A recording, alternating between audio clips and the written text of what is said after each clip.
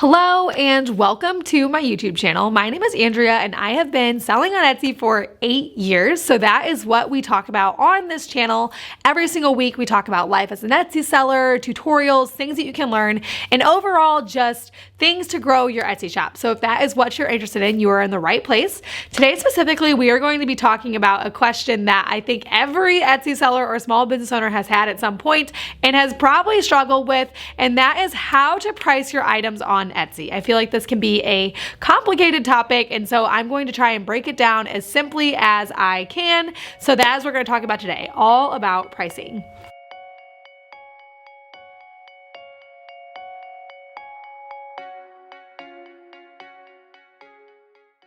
Okay, so when it comes to the topic of pricing, I really do feel like that I have a different opinion than most people do whenever it comes to pricing handmade products, and especially pricing handmade services or just services.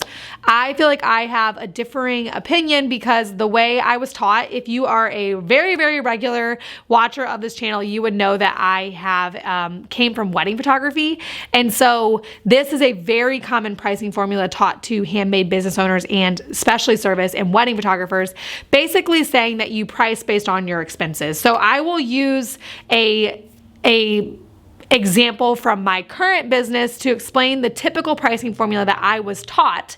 And it's basically saying that if I want to sell a monogram t-shirt, the t-shirt costs $10. I want to make $10 every time I sell an item and shipping costs $5. And so the typical pricing formula would tell you to charge $25 for that t-shirt.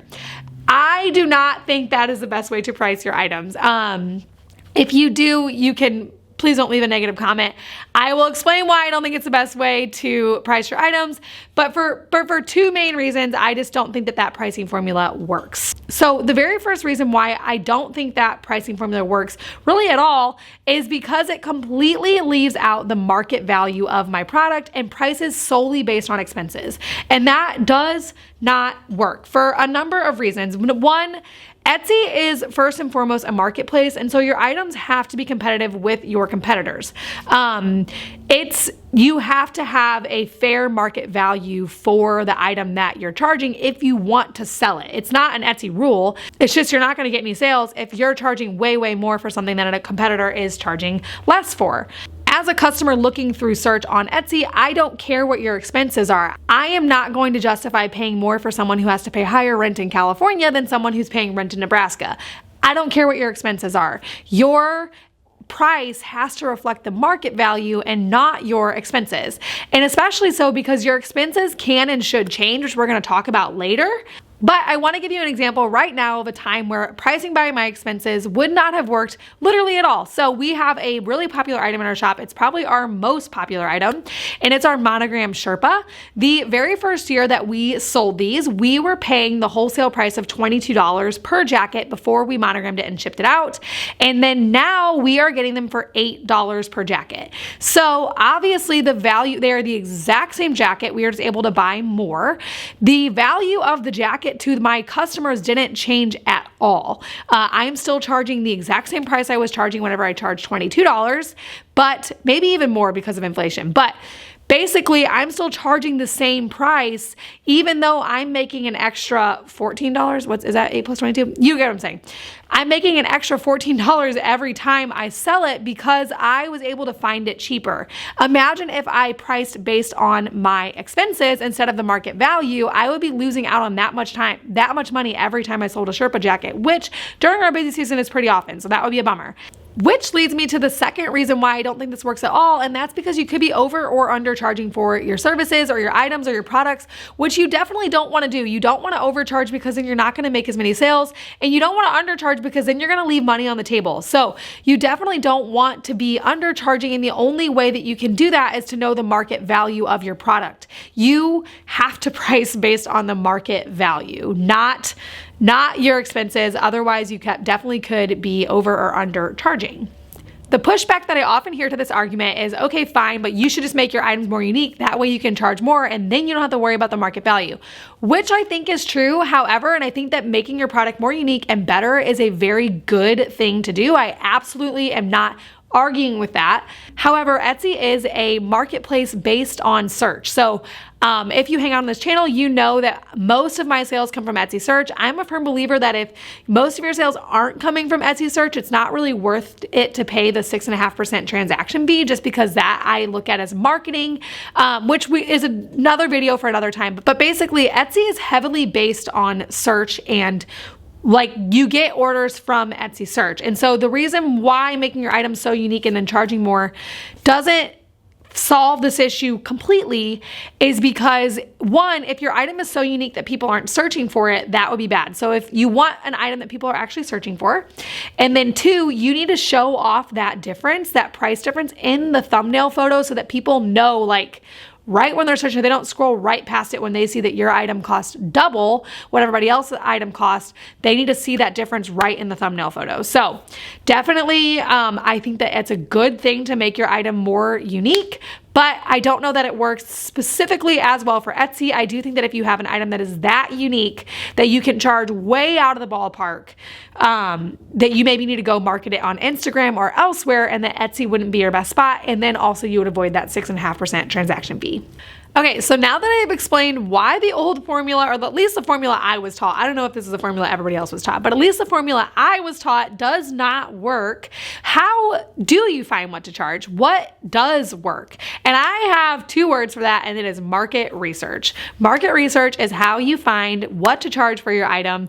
And for me, it was the first pricing thing I did that actually worked for me and resulted in the most revenue for my business. So the way that you do that is just go to Etsy and search for the item that you are selling. Search for items that are similar. Again, if your item is so unique that you can't find anything like it, Etsy might not be the best platform for you.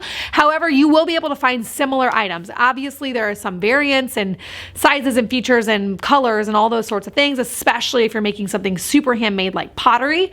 But go to Etsy and find your competitors and see what they are charging for what you are trying to sell. And then obviously you're going to need to look at a lot of different listings just to get a very good average of what is working on Etsy, what prices are actually working on Etsy, and make sure that you are looking at shops that do have a lot of sales. That way you know that these people are actually selling these items.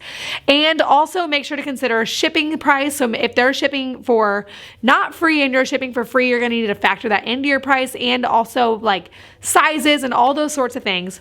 But what you are going to want to do is go to Etsy and search for the item that you are selling. Obviously, there is going to be some variance.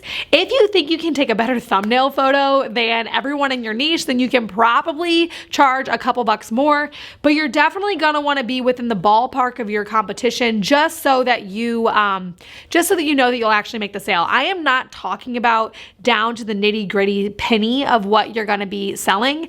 I'm saying that if I sell Sherpa jackets for $42 and everyone else sells them for $40, somewhere between $38 and $45, you will not be able to come along. Maybe you will. You might try and prove me wrong. Most likely it will not work for you to come along and try and sell them for $80, if that makes sense.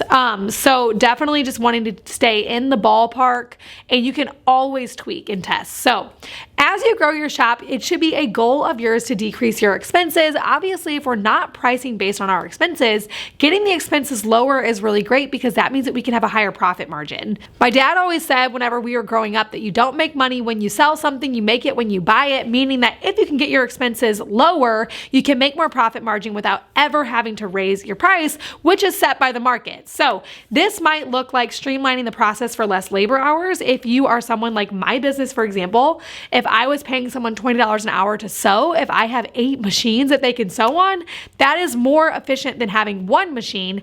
And so that is definitely streamlining the labor hours and brings down the total cost, even though I'm buying more machines.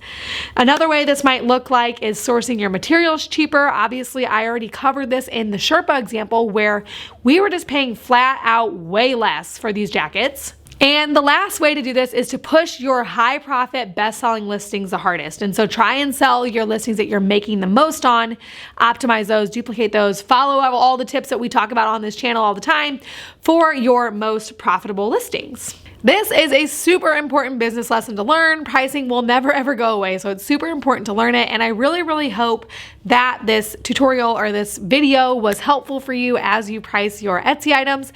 If you are interested in growing on Etsy, make sure to subscribe to this channel because we talk about that literally every single week on this channel. 2 videos a week all the time, so if that's what you're interested in, make sure to subscribe. Thank you so much for watching, and I'll see you guys in the next video.